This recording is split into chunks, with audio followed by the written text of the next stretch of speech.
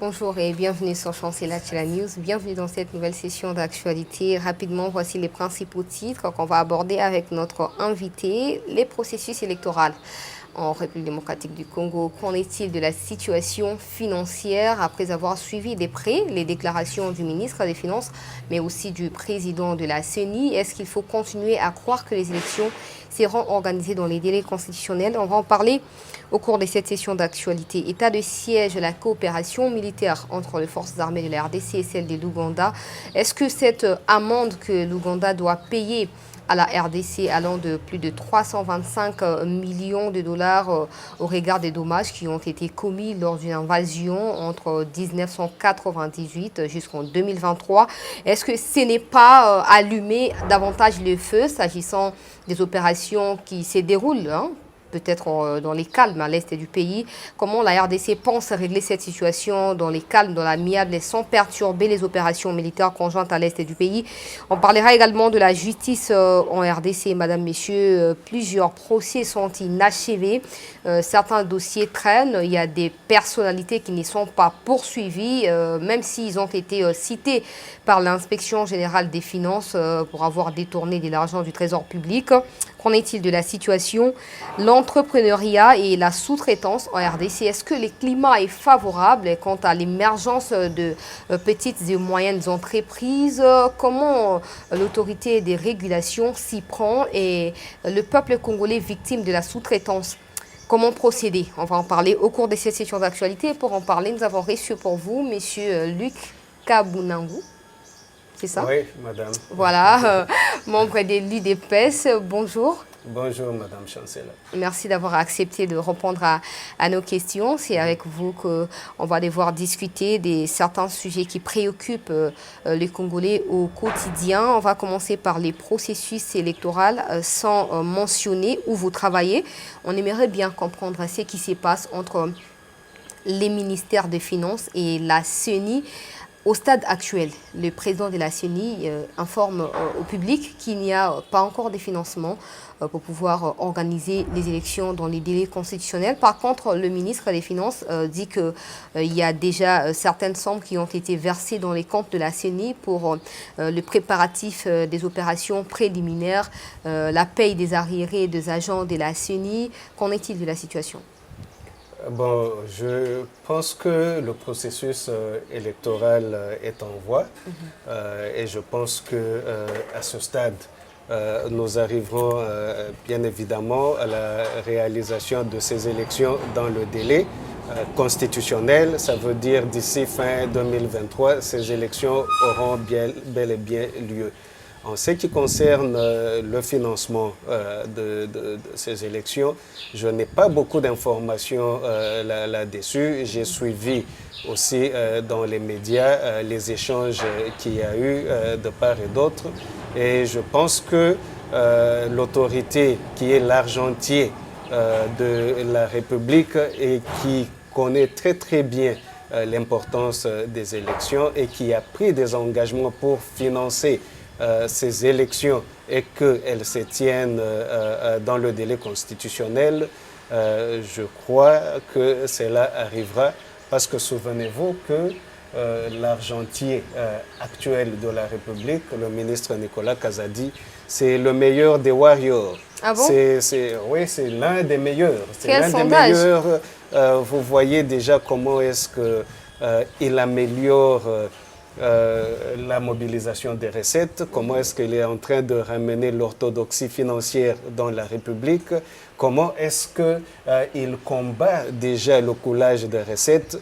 Il vient de mettre sur place déjà un système pour lutter davantage contre le coulage de recettes, la corruption, fraude et toutes les tracasseries dans les régies financières, qui est Fine Alerte, justement pour arriver à améliorer cette gestion financière de la République et mobiliser suffisamment de recettes pour qu'il y ait suffisamment de moyens pour financer tous les besoins de la République. Il est vrai que nous avons beaucoup de besoins et des gros besoins et que le budget à ce stade déjà n'est pas au niveau où il devrait être pour 80 millions et plus de Congolais. Néanmoins, je pense que le ministre Nicolas Kazadi fait du très très bon travail, que nous allons y arriver. En ce qui concerne le président de la CNI, Denis Kadima, c'est un homme crédible, responsable, qui a le souci d'organiser des élections crédibles et dans le délai. Et nous pensons que, bon, quand il fait ce qu'il fait, quand il fait du bruit, c'est justement parce qu'il veut faire son travail et réaliser son travail il fait du bruit et il est en train d'insister sur le fait de tenir des promesses qui ont été faites par le président, surtout de pouvoir organiser les élections dans les délais. Qu'est-ce qui s'est passé? Le ministre des Finances confirme qu'il a envoyé de l'argent et le président de la CENI, par contre, dit qu'il n'y a pas d'argent. Là, justement, moi, je ne saurais pas vous dire d'où je me situe. Je ne saurais pas vous dire ce qui s'est passé. Du moment où toutes ces déclarations avaient été faites, je ne sais pas, vous, si à votre niveau, vous avez fait des investigations depuis pour constater que l'argent n'est jamais arrivé à la CNI. Poser la question au président de la CNI aujourd'hui s'il n'a toujours pas encore confirmé que l'argent a été il y a 2 ou 3 jours passés, je l'ai suivi dire que jusque-là, il n'a pas encore de financement pour organiser. Donc, il est en train d'insister sur le fait qu'il n'a pas encore de financement. Je pense que peut-être qu'il y a une question sur les termes qu'on utilise et les priorités qui sont prises à la CNI aussi. Je pense que peut-être le président de la CNI a parlé du budget administratif et autres, et que au niveau du budget opérationnel, du budget des opérations dans l'organisation des élections, que c'est ça qui n'a pas reçu. Moi, je ne sais pas au niveau des finances quand on donne tous les moyens financiers. Si au niveau des finances, déjà, on fait la séparation pour dire que ça, c'est le budget des opérations et ça, c'est le budget de l'administration et ça, c'est le budget où on envoie le budget au moment où on a suffisamment de moyens pour envoyer à la CENI. C'est ce qu'on envoie à la CENI, quitte à ce que eux, de leur côté, puissent s'en servir selon l'utilité de la centrale électorale. Qu'est-ce qui s'était réellement passé lors de l'achat de véhicules pour les personnels du bureau de la CENI? Parce qu'on a suivi le ministre dire qu'il voudrait lui-même contacter les fournisseurs. On n'a pas compris parce que certains ont mal peut-être interprété les déclarations du ministre, parce que le Congolais, les observateurs, ils pensent que le ministre aurait de relations avec un de ses frères qui est un fournisseur de véhicules de cette marque-là que voulaient les personnels de la CENI, et le ministre voulait faire entrer de l'argent auprès de son frère. C'est comme ça qu'il a insisté d'aller acheter lui-même ou commander lui-même auprès du fournisseur. Vous pouvez nous éclairer là-dessus? Quand vous me posez une question comme celle-là, que vous qualifiez déjà comme une question véridique. Je ne qualifie pas, je rapporte ce que les observateurs pensent. Oui, mais alors il fallait dire ça, parce que moi je peux vous dire que là vous êtes en train de me poser des questions sur des rumeurs qui peuvent être sans fondement, et qu'avant de me poser cette question-là, vous aurez dû faire vos propres investigations et venir dire effectivement, nous avons entendu et nous avons fait nos investigations, nous avons trouvé que c'est ceci qui est réel. Quand on n'a pas ça, on me pose cette question-là, je n'ai pas fait des investigations non plus, mais ce que je sais, je vous ai parlé du ministre des Finances que moi je connais très très bien, que c'est l'un des meilleurs warriors. Dès son entrée dans ce gouvernement, vous avez vu déjà dans les quelques mois qu'on a eu pour l'année financière passée, on a dépassé déjà les assignations budgétaires de cette période-là. Et cette année, on a augmenté le budget tel que ça n'a jamais été depuis les 18 ans passés et jusqu'à aujourd'hui. C'est un monsieur crédible et c'est un grand travailleur. Maintenant, quand il y a des allégations comme ça, nous savons aussi qu'il y a beaucoup d'irresponsabilité politique dans le chef de beaucoup de nos acteurs, malheureusement, parce que peut-être que la justice ne suit pas pour mettre les gens devant leurs responsabilités quand il y a des diffamations à l'égard d'autres personnes. Et nous nous retrouvons ici forcés de chercher des réponses à vous donner, alors qu'on ne devrait peut-être pas perdre le temps dans des allégations sans fondement, des rumeurs qui frôlent la diffamation contre ceux-là qui se distinguent dans leur travail. Donc ce n'est pas vrai, les ministres n'ont rien à voir dans ces histoires-là. Mais vous devrez confirmer que vous avez des données, vous avez entendu ces allégations, vous avez investigué et vous avez trouvé que c'est vrai. Mais moi, je vous dis que le ministre, c'est l'un des hommes intègres et des meilleurs warriors. Je doute fort qu'une situation comme celle-là se soit passée, parce que moi, je connais très très bien le ministre. D'ailleurs, c'est choquant d'entendre de telles allégations contre le meilleur ou l'un des meilleurs warriors. Nous devons savoir protéger nos meilleurs, promouvoir nos meilleurs et veiller à ce qu'ils continuent à faire le travail qu'ils sont en train de faire parce que c'est au bénéfice de la République. Nous ne devons pas laisser ceux-là qui veulent descendre les meilleurs parmi nous qui sont en train de servir la République avec distinction et nous acceptons tous et nous commençons à leur jeter la boue. Non, ça nous ne devons pas permettre, y compris vous, les gens qui êtes dans les médias, vous ne devrez pas permettre ça. Et quand il y a des allégations comme ça, commençons par faire nos propres investigations pour réaliser que, en fin de compte, nous n'avons pas à déranger les gens avec des questions, en fait, qui n'ont pas de fondement. Ok, revenons au processus électoral avant de continuer. Jusqu'à le fichier électoral n'est pas encore nettoyé.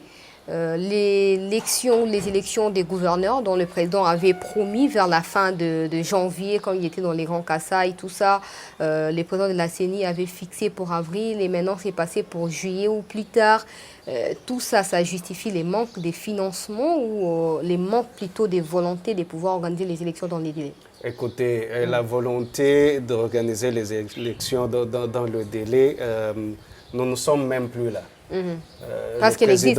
Le président de la République l'a dit et nous-mêmes, nous n'avons cessé de le répéter. Nous voulons aller aux élections parce que la situation d'une coalition qui n'est pas très très bonne, là, qui ne nous permet pas de travailler et de sélectionner parce qu'on doit faire autant de partage de pouvoir avec des gens qui sont là-dedans mais qui refusent toute redevabilité, ils ne participent, ils ne veulent pas faire partie du bilan. Ce n'est pas une situation qui nous arrange. Et ce que nous aimerions faire, c'est avoir des gens qui seront déterminés, dévoués à travailler, à faire le travail, parce que nous avons une réputation à prévenir. Toute la République nous regarde, on dit l'UDPS, voilà, vous avez fait 37 ans de lutte, vous étiez en train de pointer toutes les failles qu'il y avait dans la gestion de vos prédécesseurs. Et quand vous y arrivez, maintenant, qu'est-ce que vous faites? Mais on oublie que l'UDPS, dans ce pouvoir, si nous prenons l'exécutif national, nous ne sommes pas majoritaires, nous sommes minoritaires et nous sommes dans une situation forcée par la Constitution à coaliser avec des gens et à travailler ensemble. Coaliser, vous l'avez fait lors de la première année de votre accession au pouvoir et vous continuez à coaliser alors que l'Union Sacrée est votre initiative à vous? Mais l'Union Sacrée, c'est une coalition. Ce n'est pas le fait que c'est une initiative née de nous que ce n'est pas une coalition. Et vous suivez les informations tous les jours, vous suivez les positions de nos partenaires dans l'Union Sacrée. Ce n'est pas à moi de commencer à vous répéter tout ce qui se passe sur la scène politique nationale. Vous suivez. Vous suivez. Et quelles précautions vous prenez parce qu'on a l'impression que vous êtes au pouvoir et dans l'opposition au même moment et que vous n'êtes peut-être pas... Écoutez, ça c'est un langage immature. Je dirais c'est un langage très, très immature qui a pris finalement de l'ampleur dans l'écosystème congolais.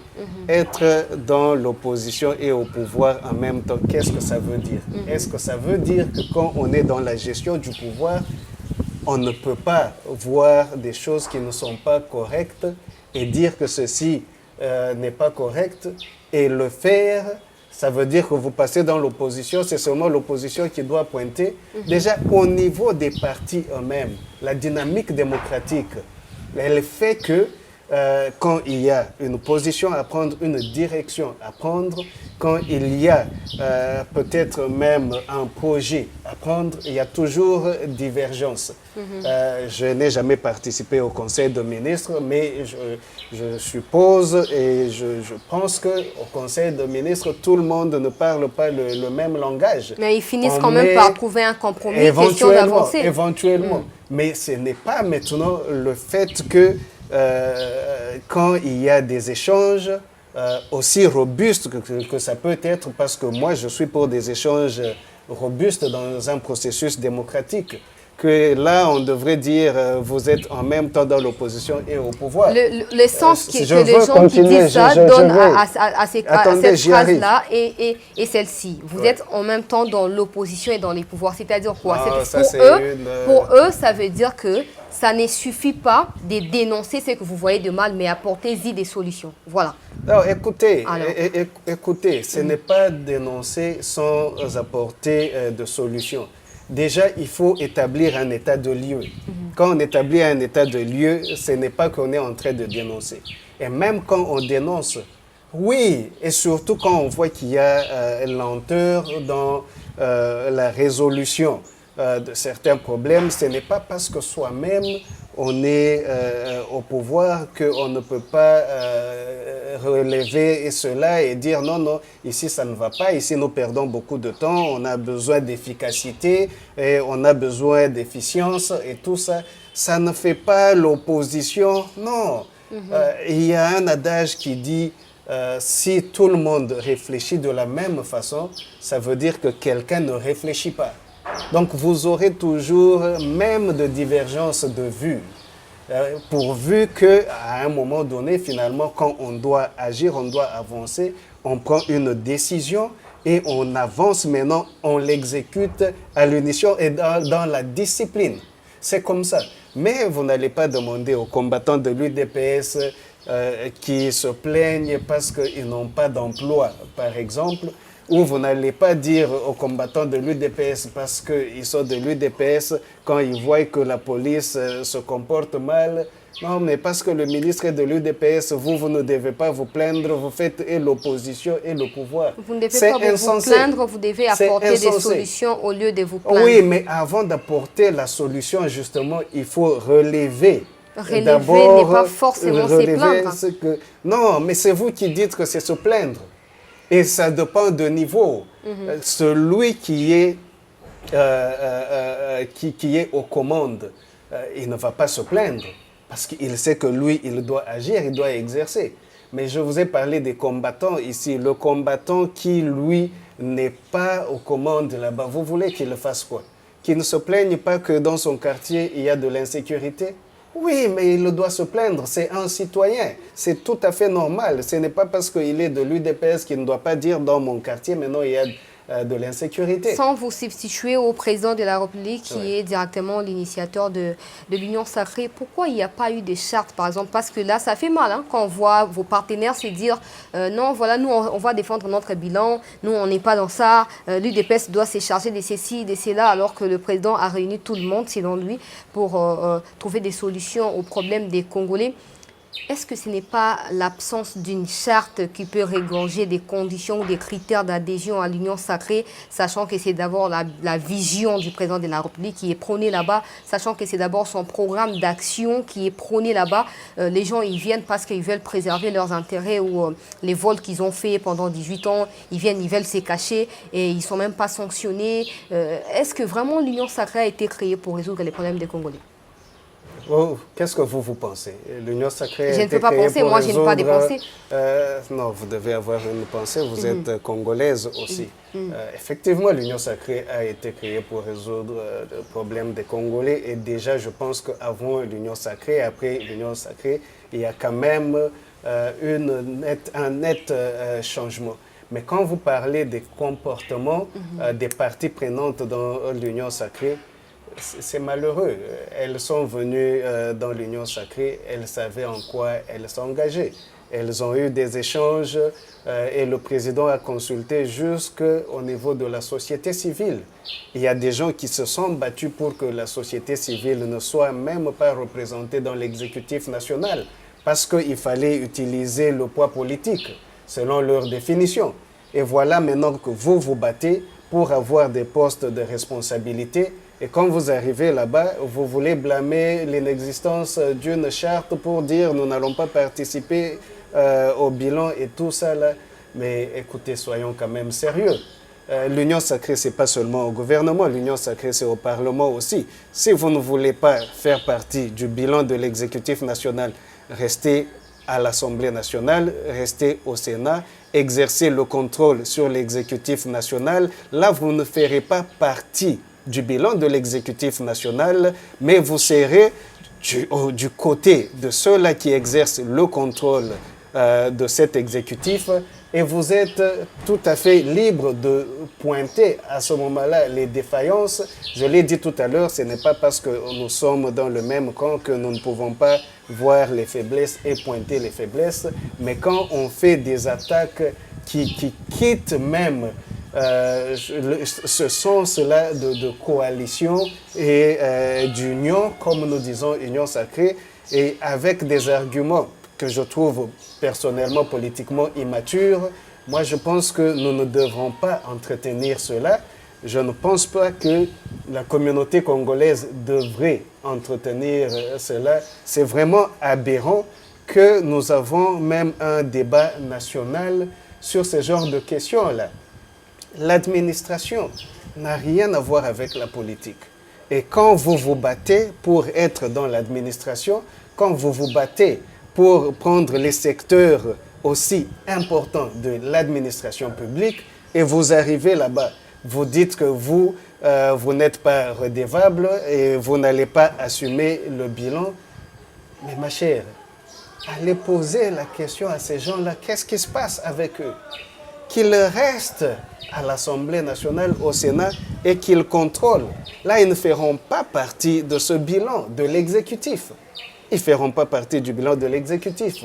Encore faut-il qu'à l'Assemblée nationale, qu'ils fassent le travail de l'Assemblée nationale, ou sinon ils nous diront aussi, même à l'Assemblée nationale, ils ne veulent pas faire partie du bilan de l'Assemblée. Finalement, c'est quoi? Peut-être que le fait d'avoir mis en avant l'aspect quota politique ou géopolitique lors de la formation je venais de vous dire, le président de la République a créé l'Union sacrée pour regrouper tous les Congolais. Et nous avons vu que le président de la République a consulté toutes les couches de la population. Pour quelle finalité? Congolaise. Former les gouvernements ou pallier au problème? Pour l'Union sacrée, qui est une vision congolaise pour résoudre les problèmes des Congolais. Et au stade actuel, voilà vous pouvez vous dire que vous arrivez à résoudre les problèmes des Congolais. Voilà pourquoi nous avons dit que la vision de l'Union sacrée, c'est le peuple d'abord. C'était pour dire nous allons nous focaliser maintenant sur les besoins du peuple congolais. Et parce que pendant longtemps, on avait l'impression qu'on n'y arrivait pas, qu'on ne le faisait pas. Et voilà que nous avons créé cette union sacrée. Au-delà des défis qui sont très importants de la République, nous nous retrouvons avec une situation où, après avoir consulté toutes les couches de la population, une catégorie se mobilise et dit non, nous allons user du poids politique pour créer l'exécutif national.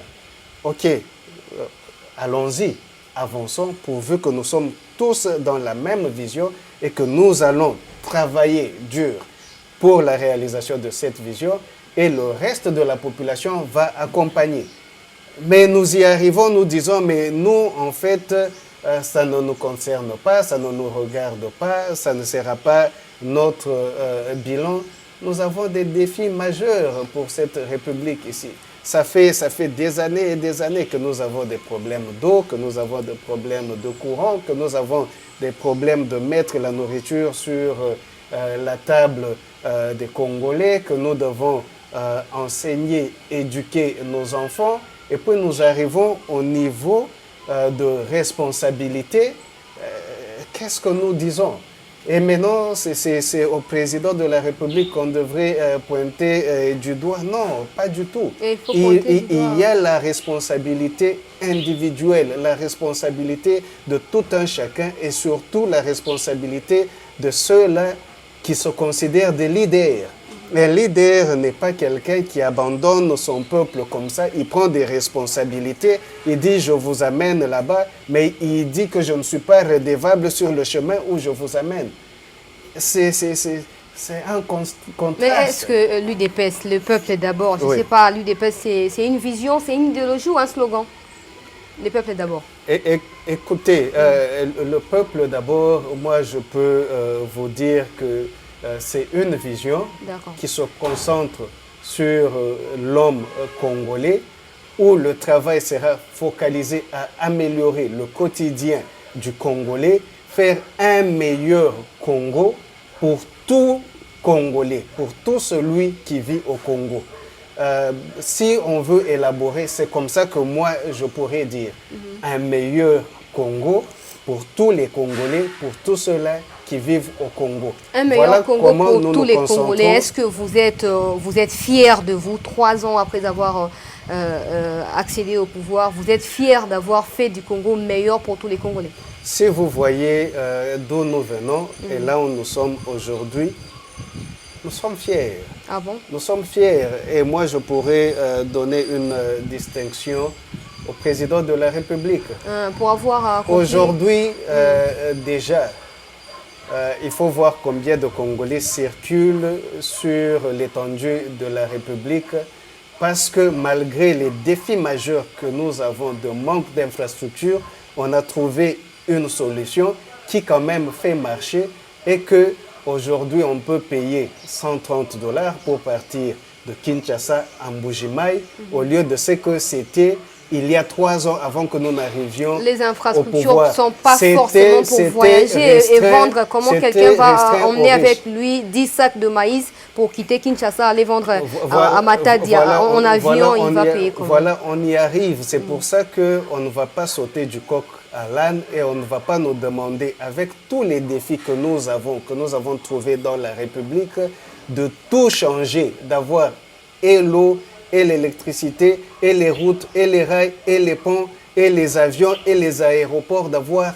tout du jour au lendemain parce qu'un magicien est arrivé au pouvoir et boum, après 37 ans de formation dans la magie, voilà maintenant que dans 3 ans, il va le faire. Et d'ailleurs, même si c'est 5 milliards de dollars qu'il a, pour les 80 millions à 100 millions de Congolais, boum, lui il est magicien, il doit résoudre tous ces problèmes-là avec les 5 milliards de dollars. Mais qu'est-ce qu'il Regardez a déjà fait? Les pays qui sont plus petits que nous, autour de nous ici, ils ont des budgets de combien?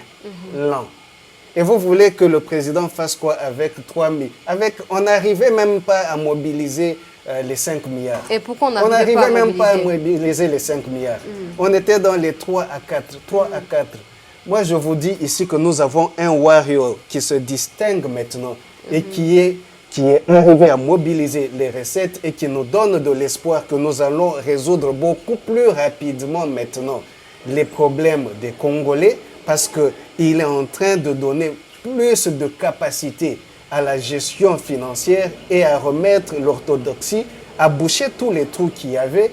Mais vous voulez qu'on fasse de la magie. Ça prendra du temps. Mais il y a plus de 50 ministères. Si le ministre Kazadi se distingue, ça ne veut pas dire que tous les domaines vont directement marcher. Nous ne sommes qu'à 12 milliards. Même les 12 milliards ne sont pas suffisants. Donner du temps à Nicolas Kazadi, donner du temps aux Warriors. Je pense qu'on va continuer à augmenter davantage. Et ça permettrait de résoudre les problèmes plus rapidement. Vous êtes un grand entrepreneur.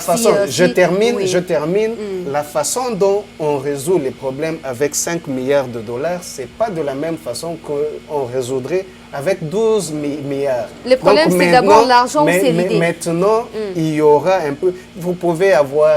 vous voulez aller dans le monde des affaires, dans l'entrepreneuriat, on vous dira que l'un des problèmes majeurs des entrepreneurs congolais, l'une des contraintes des entrepreneurs congolais, c'est justement cette capacité financière. Vous avez des gens qui ont la capacité, qui maîtrisent leur métier, qui maîtrisent leur business, qui peuvent faire du très bon travail, mais le manque des finances fait qu'on n'est pas en mesure de faire certaines choses et d'avoir certains marchés. C'est la même chose dans la gestion de la République.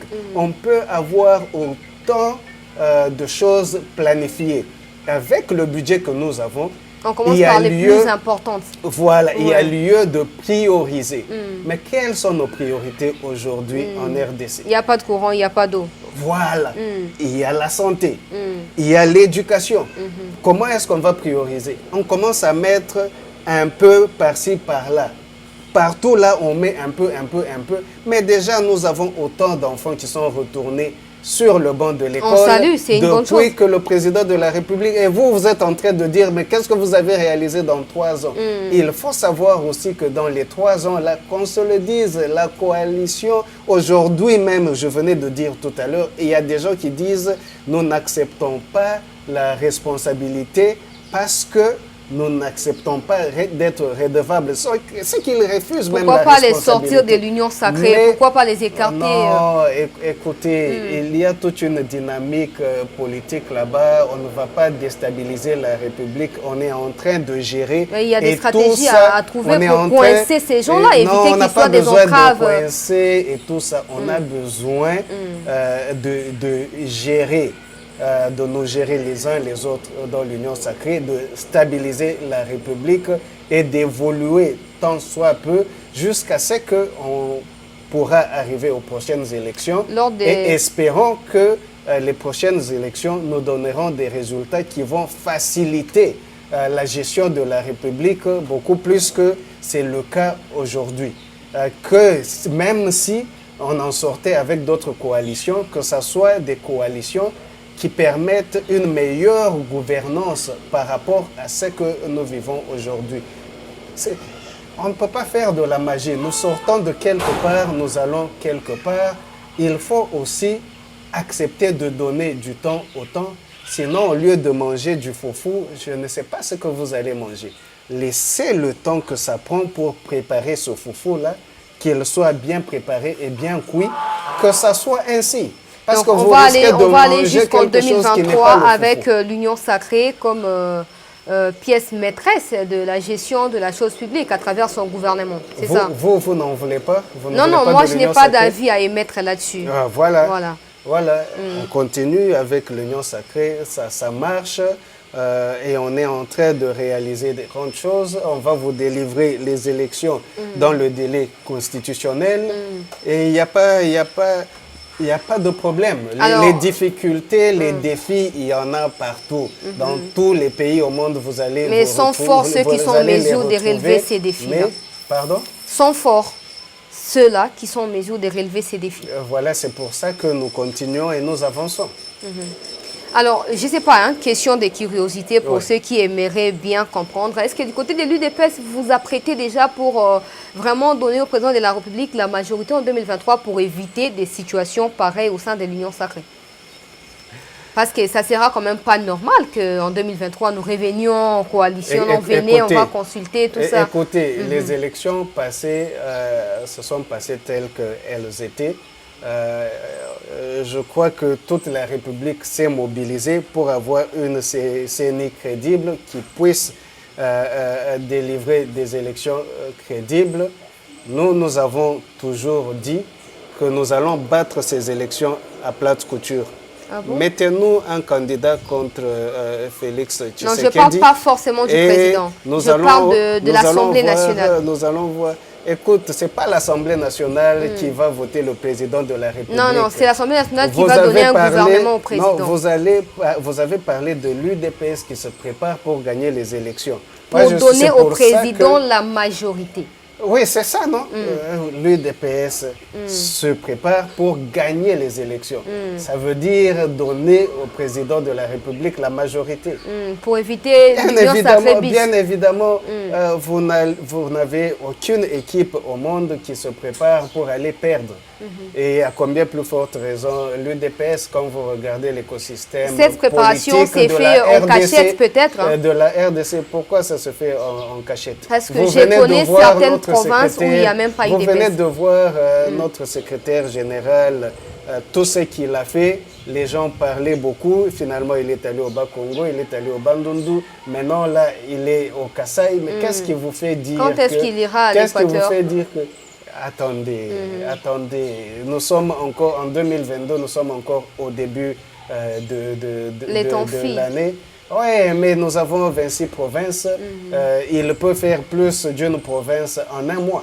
Avant de passer à l'état de siège, aujourd'hui, l'UDPS a chassé Kaboun. Il a été radié du parti. Est-ce que ce départ des Kaboun de l'UDPS peut, d'une façon, je ne dis pas que personne n'est indispensable, hein, il peut être succédé, même si pas remplacé, mais est-ce que le départ ou l'absence des Kaboun aujourd'hui empêcherait l'UDPS de fonctionner dans le sens de battre un record, peut-être 250 députés à l'Assemblée nationale? Mais l'UDPS est sur terrain, l'UDPS continue à faire ce qu'elle a toujours fait. Et de tout le temps, nous avons toujours pensé, depuis le président Tshisekedi, qu'avec des élections libres, crédibles, nous allons gagner haut la main. Ça ne sera pas différent. Vous ne regrettez pas l'absence des Kaboun? Il y a eu dans le passé des grands hommes qui ont quitté l'UDPS de différentes manières. Ce n'est pas toujours qu'on a chassé les gens de l'UDPS ou les gens ont quitté l'UDPS. Il y a eu des gens qui sont décédés et qu'il y a eu un vide, mais le parti a continué jusqu'à nos jours ici. Nous sommes le plus grand parti en République démocratique du Congo. En quoi les plus grands partis? Pour les 37 ans de l'opposition? Aujourd'hui, écoutez, nous allons maintenant devant une contestation qui sera libre et crédible et qui va juger alors de tout le monde pour que finalement on reconnaisse qui est grand et qui est petit. Qui est grand par rapport aux 2023. Réalisations, par rapport à la durée ou la survie, l'existence du parti ou par rapport à la vision? Non seulement ça. Comme vous voyez d'abord la classe politique congolaise aujourd'hui, vous avez des sémences de l'UDPS dans la majorité de la classe politique congolaise aujourd'hui. N'est-ce pas? Quand vous regardez ce que la République démocratique du Congo récolte aujourd'hui, là où nous sommes aujourd'hui, c'est le résultat de la lutte de l'UDPS. Nous avons choisi de faire une lutte non violente pour amener le pays dans une dispensation démocratique. Où on ne va pas fouiner dans les passés, on ne va pas arrêter les criminels économiques. Écoutez ce que je dis. Est-ce que le président de la République, c'est lui qui arrête les criminels économiques? Ce n'est pas lui qui arrête, mais c'est lui qui aménage son appareil judiciaire. C'est lui qui collabore, c'est lui qui offre l'opportunité, qui améliore les conditions de travail de magistrats. Non, il faut faire attention, il faut faire attention, il faut faire attention. La lutte de l'UDPS a été, j'y arrivé, vous m'avez coupé. Ah, excusez-moi, vous pouvez continuer. A été de nous amener de la démocratie à un état de droit. L'état de droit, ça veut dire que le pouvoir reconnaît ses limites. Le président de la République a ses pouvoirs et ses prérogatives selon la disposition constitutionnelle. Et cela vaut pour toutes les institutions de la République. Mais si vous pensez que la justice ne fait pas son travail, pourquoi est-ce que vous voulez blâmer en premier le président de la République? Pourquoi est-ce que vous ne retournez pas à l'Assemblée nationale pour dire, mais l'Assemblée nationale, vous, organe de contrôle, qui est d'ailleurs indépendant aussi des cours et tribunaux qui sont aussi une institution indépendante. Quel est le rôle que vous avez à jouer pour influencer celui qui est responsable dans l'exécutif pour voir comment améliorer la justice? Et là, vous interpellez le Premier ministre et avec son ministre pour voir ce qu'ils peuvent faire. Le président de la République, il vient en dernier recours. Il n'a pas à s'ingérer dans la gestion de toutes les institutions qui sont indépendantes et autonomes. Dès lors que le président commence à faire cela, immédiatement vous allez crier à la dictature et à l'usurpation de pouvoir. Heureusement, jusque-là, malgré tous ces cris qui sont déplacés, le président a la sagesse de se contenir et de travailler dans le contexte de la Constitution. Il faut féliciter ce monsieur et il faut le remercier. Dans le passé, éventuellement, on a commencé à blâmer le président Kabila parce que les gens l'ont poussé partout là-bas pour faire de lui le maître absolu de tout. Et finalement, on a commencé à dire il est dictateur, il doit partir, on le rejette. Et aujourd'hui, on veut refaire la même chose avec le président Tshisekedi. Bien qu'il vous parle de l'état de droit et que tout le monde doit être sous la loi, sous la Constitution et respecter la Constitution, et nous travaillons chacun à sa place. Pourquoi vous ne commencez pas par interpeller les cours et tribunaux directement déjà? Et de là, ça avance jusqu'à ce qu'on puisse arriver au niveau où, si ça arrive au niveau du président de la République, où on dit les cours et tribunaux sont dysfonctionnels en tant que garant du bon fonctionnement de toutes les institutions de la République, voici, nous venons chez vous. Mais si vous allez directement chez le président de la République et il demande, ok, qu'est-ce qui ne va pas, à quel niveau, qu'est-ce qu'on a fait déjà pour remédier et pourquoi est-ce que moi je devrais venir m'ingérer dans la gestion des cours et tribunaux. Le président de la République, comme tous les Congolais, s'est plaint de l'attitude des magistrats. Vous allez commencer, à Goma, par exemple, il a souligné les clientélismes, il a souligné les favoritismes, il a souligné même les degrés de la corruption au sein de la magistrature. Si lui, vous avez bien fait de m'aider à déjà souligner ce que je voulais dire, les garants du bon fonctionnement, c'est plein.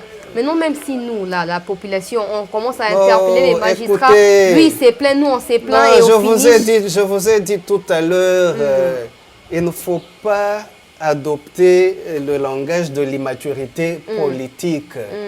Que quand on fait un état de lieu, quand il a même un rapport, il sait que voici la situation. Et quand il en parle, on dit qu'il se plaint. Non, pas du tout. Il a déjà les rapports. Voici la situation. Maintenant, qu'est-ce qu'il lui fait en termes de solutions par rapport au rapport qu'il a en face? Voilà, mais est-ce que nous sommes au niveau où c'est lui qui doit agir en s'ingérant, ou bien nous sommes au niveau où d'autres structures habilité devrait agir? Parce que je suis en train de vous demander de faire très très attention. Bientôt ici, même si c'est en 2 mois, si le président se laisse aller et il commence à aller partout là-bas, très vite les gens vont commencer à pleurer. Très vite les gens vont commencer à l'accuser d'ingérence. Très vite les gens vont commencer à l'accuser d'influence arbitraire à son profit à lui. Il faut que chaque institution se prenne en charge, que chaque institution puisse s'améliorer. Et je pense que même les cours et tribunaux qu'on accuse aujourd'hui, il faut voir d'où nous venons. Je pense qu'il y a beaucoup de défis, il y a beaucoup de difficultés au niveau des cours et tribunaux. Et je ne pense pas que tous les magistrats et les juges qui sont là ont les bras croisés. Ils sont contents de continuer à évoluer dans un environnement où il y a autant de défis sans chercher à remédier.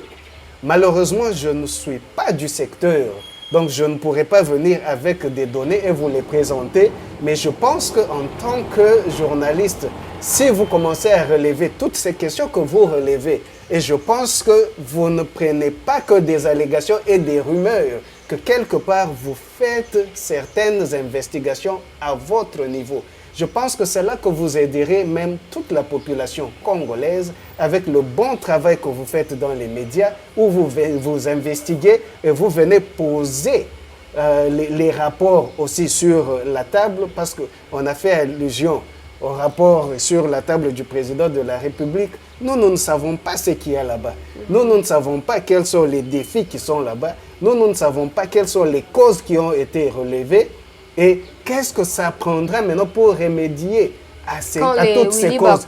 Je termine même l'argent dans un projet capital comme la gratuité d'enseignement, il est parti et puis là maintenant il est libre. Puis il y a des Calèves moutantes qui sont partis, il y a des projets Boukangalonzo, la Cour constitutionnelle s'est déclarée incompétente malgré tous les constitutionnalistes qui se sont levés et s'y opposés à cette décision-là pour essayer d'analyser. Il y a un point-virgule quand on parle de l'article 164 quelque part. Là, non, les points-virgules là étaient mal compris, etc. Ça devient maintenant grammatical. Et pendant tous ces temps, Boukangalonzo, Willy Bakonga, l'ancien ministre des Santé pour détournement de fonds de coronavirus, ne sont pas les seuls. Il y a l'ancien conseiller de Kabila, Kikaya, avec cette fameuse histoire de cartes bancaires qui sont liées à des comptes de l'État. Ils soutiraient de l'argent paisiblement. Et malgré tout ça, état des droits, état des droits, état des droits. Écoutez, je ne vais pas entrer dans les cas où vous citez des gens alors que je n'ai pas de données sur ces cas-là. Et avant de donner mon opinion sur ce que vous venez de dire, je rentre d'abord là où vous m'avez coupé parce que c'est très très important que je puisse terminer cela. D'accord. Nous ne savons pas ce qui est dans les rapports et les causes. Et même quand nous les avons, moi, quelque part, je me dis, maintenant, pour commencer à remédier à toute situation, nous n'avons qu'à voir, en général, avec toute l'administration publique, nous avons besoin de beaucoup de ressources, nous avons besoin de beaucoup de moyens et nous venons d'un passé très récent où nous devrions fonctionner avec 5 milliards de dollars pour toute la République démocratique du Congo. Allez-y comprendre quelque chose. Alors, il faut savoir faire le pour et le contre, sinon quand on veut pointer du doigt les autres, parce que je venais de vous dire tout à l'heure, allez aussi maintenant interviewer les magistrats et les juges, poser les questions, quels sont les défis qu'ils ont, pourquoi ils ont des difficultés à prononcer la justice telle que vous la voulez, telle que nous la voulons tous, une justice juste. On aura peut-être des réponses que moi je n'ai pas et je risque de verser dans la spéculation ici si je commence à inventer des réponses et des solutions. Allons là où il faut pour trouver toutes ces réponses qu'il faut. Et alors là, nous aurons des réponses factuelles et nous n'allons pas rester dans des allégations en fait qui ne sont pas fondées. Voilà, on continue avant d'aller, nous allons en tout cas lentement vers la fin. État de siège, état de siège, les opérations ont débuté depuis novembre 2021 entre les forces armées de notre pays et celles de l'Ouganda. Mais en surplus, il y a eu cette décision de la Cour internationale de justice qui vient sanctionner l'Ouganda. Quel impact cette décision peut avoir sur les opérations qui se déroulent à l'Est? Non, mais pourquoi est-ce que cette décision devrait avoir un impact sur les opérations qui se déroulent à l'Est? Parce qu'après la décision, l'Ouganda a réagi en disant que les montants étaient exorbitants et que l'Ouganda n'était pas prêt à payer cette somme-là. Écoutez, avant même qu'on puisse déterminer ce montant-là, je pense que la RDC demandait une somme qui était dans les milliards. Cependant, l'Ouganda est venu collaborer avec nous et sur terrain avec nous. C'est pour ça que je vous dis, il faut faire attention. L'Ouganda, bien évidemment, doit se défendre et dans ses droits de penser que ce montant est exorbitant. Et de notre côté, ça sera tout à fait légitime si les gens habilités, évalués et trouvaient que le montant n'est pas suffisant et qu'il faut aller en appel, par exemple, parce qu'il y a des parts et d'autres des intérêts que nous voulons protéger. Mais malgré ça, cela ne nous a pas empêchés de collaborer et de travailler ensemble sur terrain. Nous sommes là. Mais est-ce que nous les collaborons, 325 millions sont-ils suffisants pour dédommager les dégâts qu'il y a eu, hein, parce que la Cour également parle, la Cour internationale de justice parle de plus de, entre 10 à 15 000 personnes qui ont été tuées. Parlons pas de la savane et autres, parlons juste de gens qui sont tombés pendant cette invasion-là. Est-ce que les 325 millions sont-ils suffisants? Écoute, je ne me ferai pas expert en tout. Je n'ai pas étudié et évalué le degré des dommages que nous avons pour me prononcer et dire que bon, c'est insuffisant ou c'est suffisant.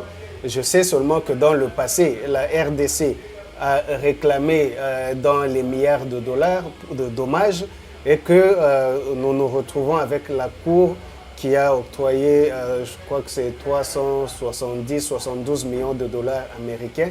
Il y a des gens qui travaillent sur ce dossier, qui ont toutes les données, qui évaluent, qui maîtrisent mieux que moi, qui peuvent mieux se prononcer sur ce sujet.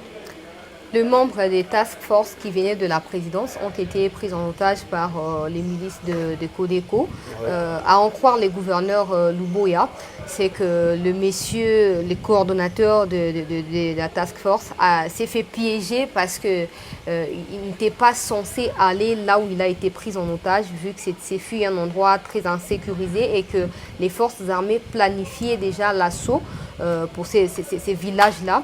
Et lui, il a prétendu aller visiter ses frères Lendou, selon les gouverneurs Luboya. Et c'est à cet instant-là qu'il s'est fait prendre par les Codeco qui exigent désormais une somme de 5 millions de dollars au gouvernement et la levée immédiate de l'état de siège. Il est allé pour négocier. Comment se fait-il qu'il laisse les directives qui lui ont été données par les gouverneurs pour aller faire autre chose et qu'à l'heure actuelle qu'il soit en otage? Quelle est la question? Vous voulez que je réponde à quoi? Répondre à la coordination dans la situation, parce que j'estime que les gouverneurs et les représentants du président là-bas, donc quand vous arrivez, vous collaborez, mais j'ai compris, j'ai la vidéo sur moi, oui. Les gouverneurs s'est plaint de ces manques-là de compréhension entre l'équipe des task force et lui. Bon, voilà. Maintenant, il est obligé d'aller au-delà de ses forces pour aller libérer, chose qu'il ne peut pas faire parce que il ne sait pas aller là-bas. C'est délicat. Bon, voilà, le gouverneur vous a donné déjà la position qu'il y a. Moi, je ne pense pas que j'ai des commentaires en plus à donner sur ce sujet. C'est malheureux que la task force est allée pour une mission spécifique et c'est dans le même sens d'arriver à mettre fin à cette insécurité et à la rébellion qui se vit à l'Est là-bas et de pacifier l'Est, particulièrement ici Ituri. C'est dommage que ce qui est arrivé soit arrivé, mais je pense que les autorités responsables, les autorités compétentes sont en train de travailler pour éventuellement trouver une solution à cette situation et de faire libérer les otages et les ramener sains et saufs dans leurs familles respectives. Nous espérons que ça sera fait plus tôt que tard et que la situation sera redressée. Vous êtes Congolais, hein, comme tout Congolais, en dehors du fait que vous soyez des l'UDPS. Analysons la situation fait après fait. Non, il y a des gens des Béni qui ont été arrêtés parmi les ADF, il y a des Ougandais, il y a des Rwandais. Pour vous, quelle serait la meilleure solution à associer à l'état de siège qui a été déclaré par le président pour aboutir quand même à quelque chose? Parce que chaque fois que les FARDC font des avances, il y a également du recul par rapport aux ADF qui viennent contre-attaquer, mettre des embûches, etc. Écoutez, ce n'est pas parce qu'on est de l'UDPS et que l'UDPS est au pouvoir qu'on devient expert en tout. Non, non, en vous matière êtes Congolais. De sécurité, oui, mais surtout Congolais. Vous savez, il y a même une terminologie qui est maintenant dans l'écosystème congolais où on parle des gnosologues. Gnosologues, voilà. Des gnosologues, voilà, des gens qui se font spécialistes en tout. Ils ont un mot à dire en toutes choses, même des choses où en fait, ils exposent leur ignorance, pour ne pas dire leur stupidité. Je pense que ce domaine-là, c'est un domaine spécialisé. Il y a des gens qui sont spécialistes en matière de sécurité. Nous pouvons leur laisser leur espace, qu'ils puissent faire leur travail sur base des rapports et des éléments qu'on peut nous donner. Nous pouvons aussi voir si nous pouvons émettre un jugement, mais ce n'est pas à tout profane d'émettre n'importe quel type de jugement. À un moment donné, il faut savoir respecter quand même un domaine spécifique, surtout ce domaine ici où il y a des questions de renseignement, des questions de sécurité, il y a des questions de confidentialité, des secrets d'État. On ne doit pas mettre son nez un peu partout. Là, à un moment donné, il faut savoir où se limiter et laisser les autorités compétentes faire leur travail, vous ramener leurs rapports, les informations factuelles, nous allons les prendre là-bas et nous les digérons bien, mais là où nous voyons que ça ne coche pas, nous pouvons interroger et il ne faut pas nous dire que vous vous plaignez parce que vous interrogez et parce que vous êtes de tel camp. Non, tous les Congolais, et surtout quand on parle de l'union sacrée qui rassemble tous les Congolais, c'est pour le bien-être du Congolais. Donc voilà, nous pouvons, oui. Voilà, les derniers sujets, la sous-traitance aux entrepreneurs congolais. Oui. Qu'est-ce que ça veut dire? Quel est le message derrière ça avant d'aller en détail? La sous-traitance pour les entrepreneurs congolais naît d'une loi qui a été passée en 2017, qu'on appelle généralement la loi sur la sous-traitance, mais c'est la loi qui parle des règles applicables à la sous-traitance dans le domaine privé. C'est que cette loi a pour objet, c'est d'arriver à sécuriser les marchés de sous-traitance exclusivement aux Congolais, donc aux entreprises congolaises, donc de droit congolais, aux capitaux congolais et promus par les Congolais.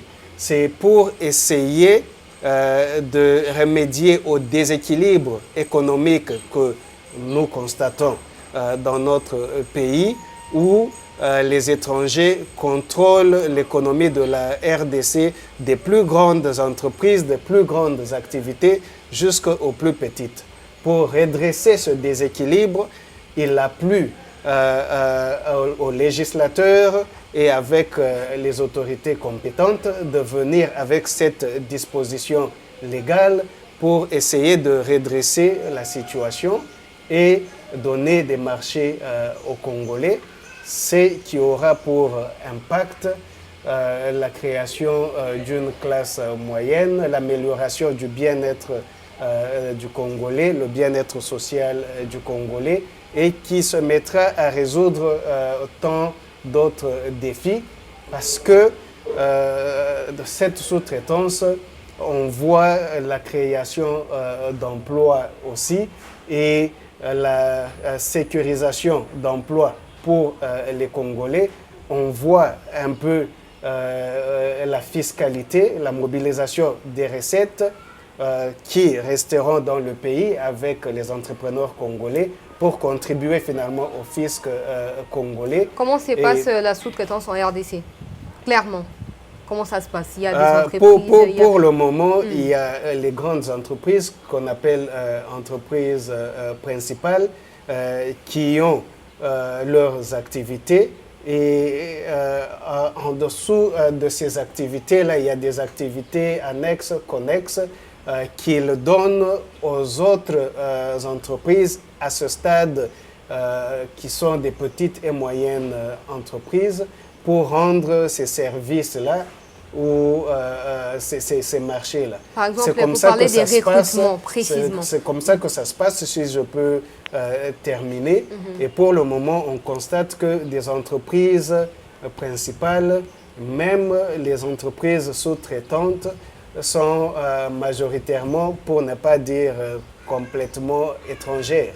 Et ça fait vraiment un déséquilibre dans l'écosystème économique congolais. Comment faire alors pour ramener cela, comme vous avez écrit, aux entrepreneurs congolais? La loi, elle est là, elle est bonne et elle est efficace, bien qu'il y a quelque part, on peut toujours améliorer, hein, toutes les lois peuvent être améliorées, mais elle est suffisamment bonne, il faut l'exécuter. Et ici, quand vous posez cette question-là, il y a un organe technique qui est l'autorité de régulation de la sous-traitance dans le secteur privé qui a la responsabilité de veiller à la mise en application de cette loi pour que les Congolais puissent bénéficier de ces marchés-là. Donc voilà ce qui devrait arriver. L'autorité de régulation de la sous-traitance dans le secteur privé, en sigle ARSP, a la responsabilité d'appliquer cette loi pour que nous puissions voir ces dividendes. La loi existe depuis 2017, comme vous venez de souligner. Oui. Alors, dites-nous, qu'est-ce qui se passe ou qu'est-ce qui bloque l'applicabilité de la loi alors qu'elle existe depuis 2017? Bon, écoutez, nous parlons aux entrepreneurs, nous échangeons beaucoup avec les entrepreneurs. Nous parlons aussi avec les responsables, beaucoup de responsables dans le secteur qui ont la responsabilité de réaliser l'application de cette loi. Je pense que pendant longtemps, l'application de la loi a souffert, hormis dès que la loi a été votée et promulguée. À ce jour, il y a eu un temps quand même où il fallait créer même l'autorité de régulation et mettre l'autorité de régulation en place et que l'autorité de régulation se mette à fonctionner. Mais je pense que quelque part, il y a une résistance des entreprises principales parce que déjà, ce sont des grosses affaires. Ce sont des affaires qui sont dans des chiffres d'affaires des milliards de dollars. Et quand on a pris l'habitude pendant des années et des années avant la loi, et même après la loi, on gérait tous ces milliards-là. Ce n'est pas du jour au lendemain que ceux-là qui ont bénéficié vont dire oui, nous acceptons, nous laissons tomber et nous partons. Donc je crois qu'il y a la résistance, mais cela, quel que soit cet aspect des choses, nous avons quand même l'autorité maintenant qui devrait veiller à ce que la loi soit appliquée. Donc l'autorité de régulation devrait s'y mettre pour arriver à ce que la loi soit efficacement appliquée. Le fait que l'État congolais ne dispose pas des entreprises pouvant embaucher le peuple congolais, les jeunes, etc., ne peut pas être une des raisons pour laquelle ces entreprises-là, des sous-traitances qui sont dirigées par les étrangers, font souffrir les Congolais. Non, écoutez, ce n'est pas à l'État de tout faire, parce que finalement, vous allez rentrer dans des vieux systèmes là qui n'existent plus nulle part au monde aujourd'hui. Ce n'est pas à l'État de créer des entreprises. Il y a déjà des entreprises congolaises. Il y a beaucoup de petites et moyennes entreprises congolaises et qui se battent justement pour ces marchés de sous-traitance. Il y a juste une résistance des entreprises principales, de beaucoup d'entreprises principales, on pourra même dire de la majorité, parce que quand on voit sur terrain le degré de réalisation, quand bien même on n'a pas les statistiques, on ne sait pas les avoir aujourd'hui auprès de l'autorité de régulation, mais on voit et on est en contact avec les entrepreneurs qui nous communiquent ce qui se passe sur terrain. On voit que le domaine est encore dominé par les étrangers. Donc il faut une main forte, je voulais dire, efficace, qui puisse travailler en collaboration aussi, parce que la collaboration a toujours été la meilleure formule pour appliquer la loi. La loi ne se négocie pas, elle doit être appliquée. S'il y a des difficultés par-ci, par-là, il faut les relever et les appliquer. Moi, je pense que quelque part, le contrôle de l'application de cette loi n'est pas fait. Sinon, si c'est fait, il faut que l'on puisse avoir encore des rapports et des statistiques qu'on pourra analyser. Et ce manque de contrôle-là favorise justement la situation que nous voyons sur terrain. Ça c'est d'une part. D'une autre part, bien évidemment, il y a des contraintes réelles. Nous avons touché un peu des contraintes financières, mais partout au monde, les entrepreneurs ont des contraintes d'une sorte ou d'une autre, y compris des contraintes financières. Il y a toujours des solutions qu'on peut trouver. Mais c'est quand on commence à les climats d'affaires au RDC peut favoriser l'émergence de l'entrepreneuriat, des jeunes surtout. Écoutez, déjà, juste au niveau de la sous-traitance ici, l'émergence des entrepreneurs congolais jeunes a sa place. Il suffit juste de veiller à ce que, éventuellement, nous arrivons à l'application de cette loi.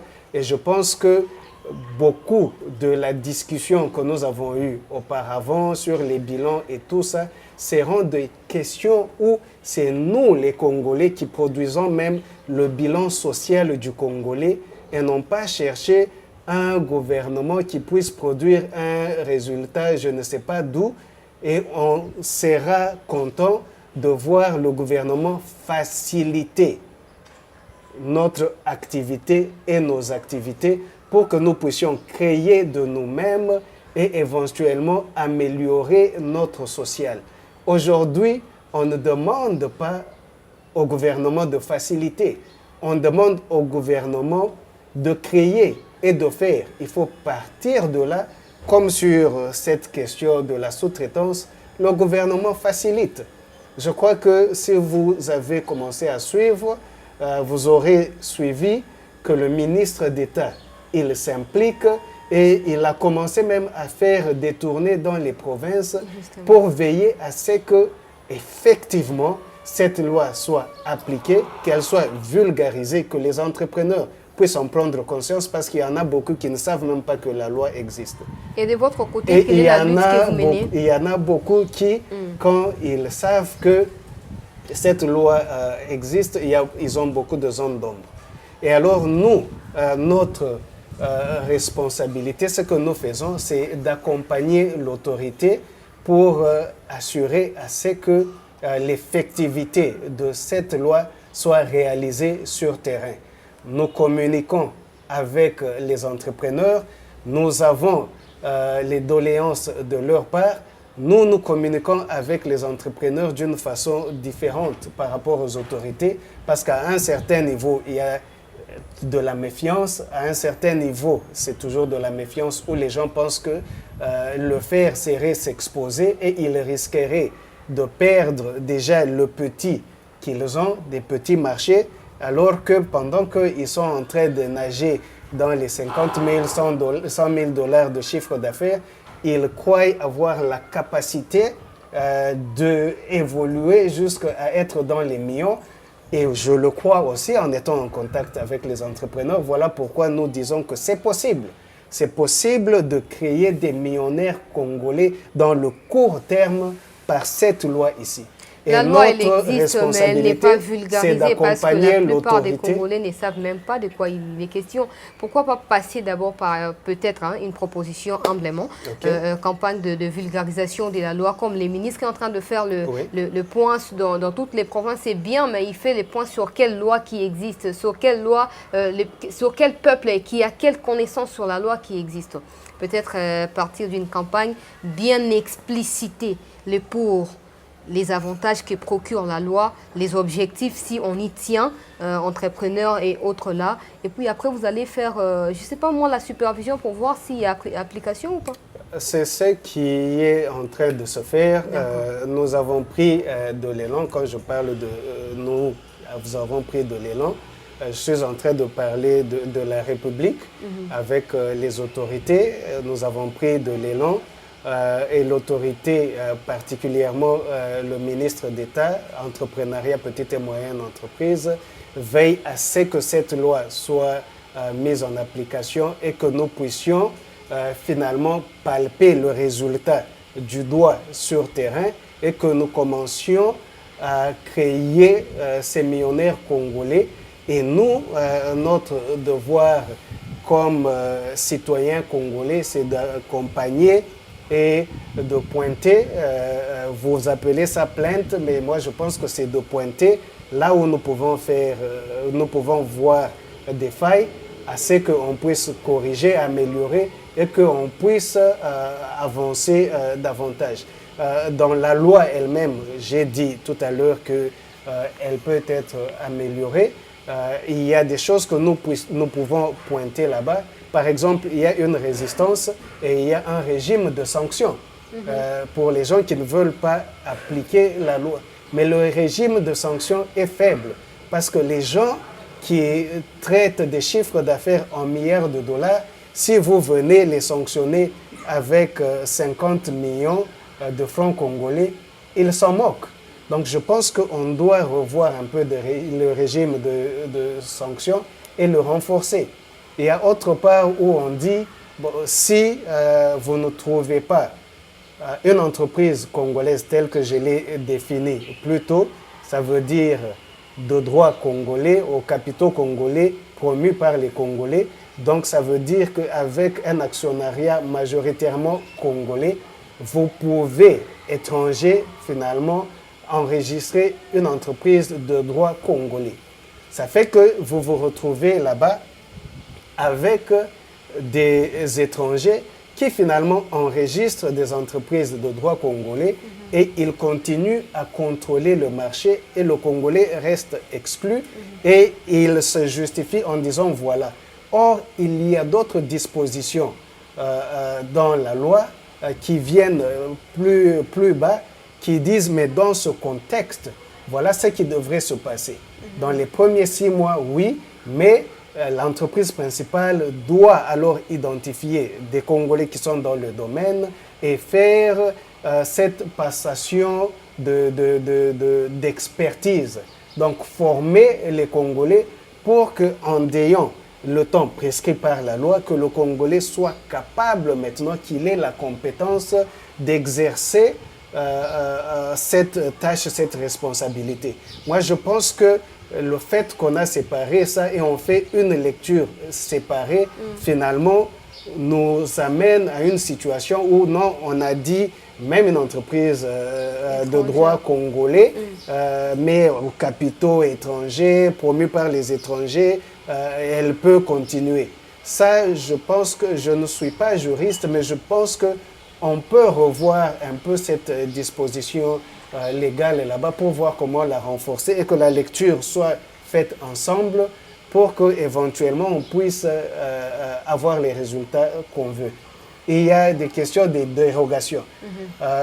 L'autorité de régulation peut octroyer des dérogations aux entreprises principales étrangères pendant une certaine période pour qu'elles travaillent, qu'elles utilisent d'autres entrepreneurs, d'autres sous-traitants qui ne soient pas congolais.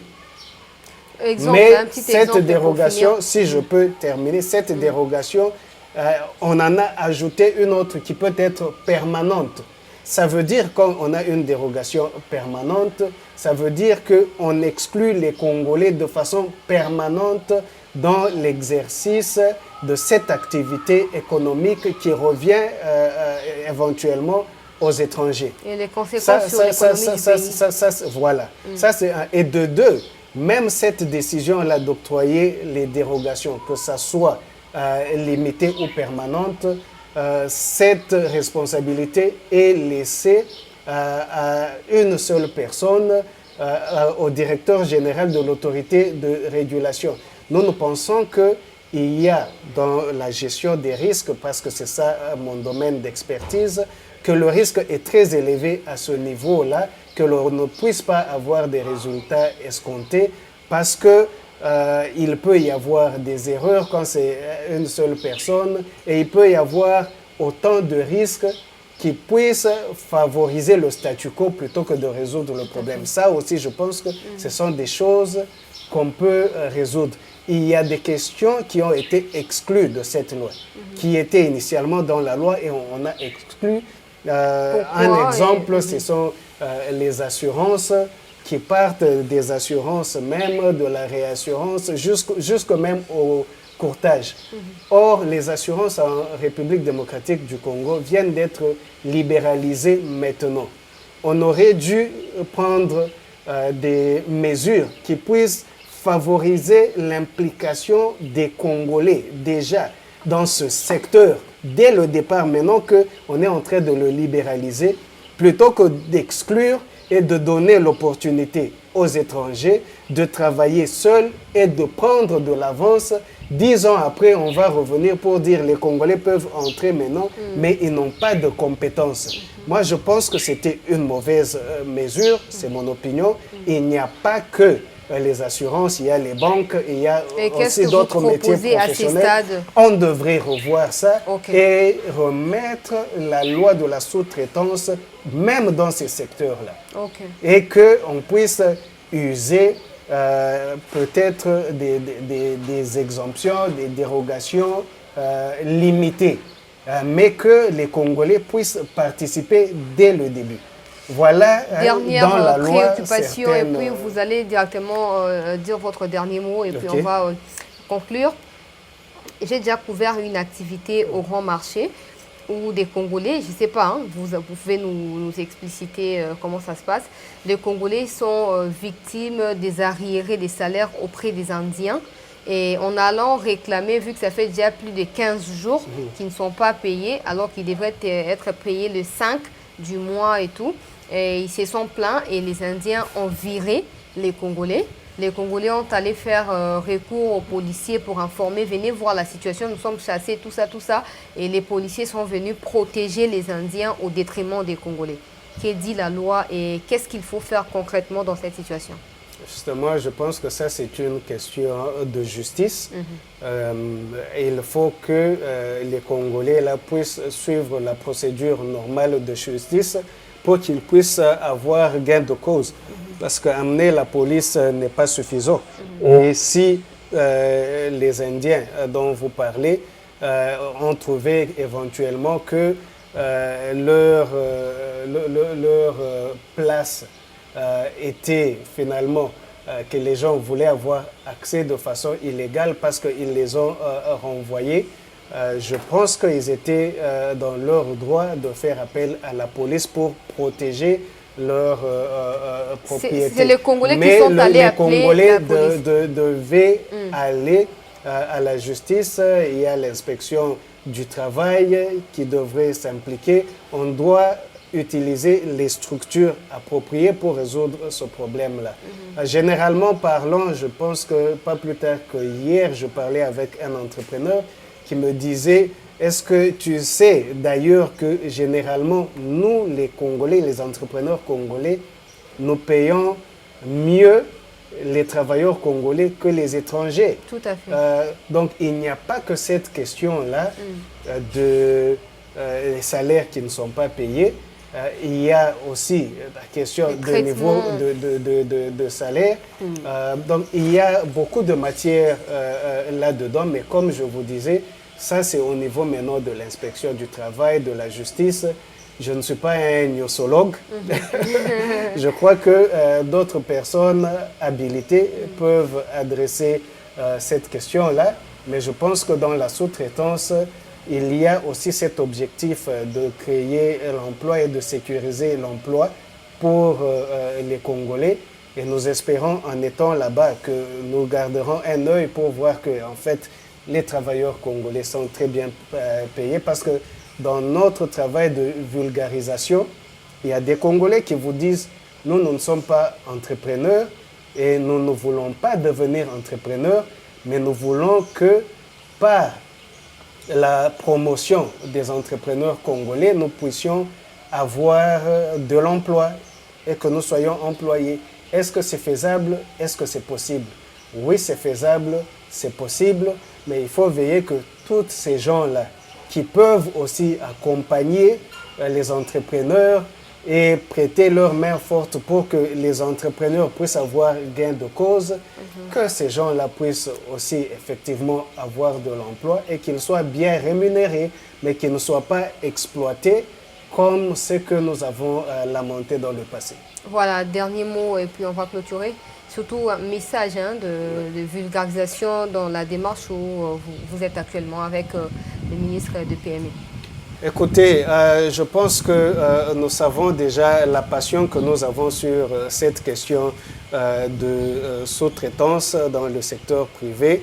Nous le répétons que c'est une loi qui peut avoir de l'impact immédiat sur le bien-être social des Congolais. Il suffit juste de nous engager et de travailler de sorte que nous puissions effectivement la mettre en application et que nous puissions en récolter les bénéfices. J'aime parler de la théorie de Léopard. Parlons de la mobilisation que les léopards arrivent à engendrer dans le chef des Congolais quand les léopards doivent faire face à une autre nation. Nous pensons que ce sont nos intérêts nationaux. Nous les défendons, nous nous mobilisons, nous les appuyons, nous les accompagnons avec passion. Je pense que tous les Congolais ont le devoir d'accompagner nos entrepreneurs congolais sur cette question parce que l'impact sera sur le social de tous les Congolais. Donc j'en appelle à tous les Congolais d'une certaine façon ou d'une autre d'accompagner, de s'impliquer, d'apprendre cette loi quand l'autorité vient pour la vulgarisation, de s'impliquer, d'apprendre, de la maîtriser, de connaître les droits des Congolais. Et comme ça, nous pouvons veiller à ce que nous puissions en porter les résultats.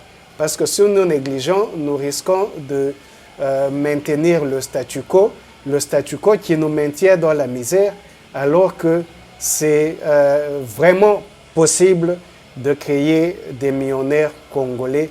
Et dans un an déjà d'application de cette loi, c'est possible. C'est possible de créer des millionnaires congolais. C'est par là que nous mettons fin. Nous vous remercions, M. Luc Kabunango, d'avoir accepté de répondre à nos questions et surtout de nous avoir reçus chez vous. Merci à tous ceux qui nous ont suivis sur Chancela News. N'oubliez pas de vous abonner si vous êtes nouveau, likez la vidéo, partagez-la sur vos réseaux sociaux. Mettez en commentaire ce que vous pensez de tout ce qui a été évoqué en ces lieux. Merci à Bertin qui était derrière la caméra pour la réalisation. À très vite pour une nouvelle émission. Merci.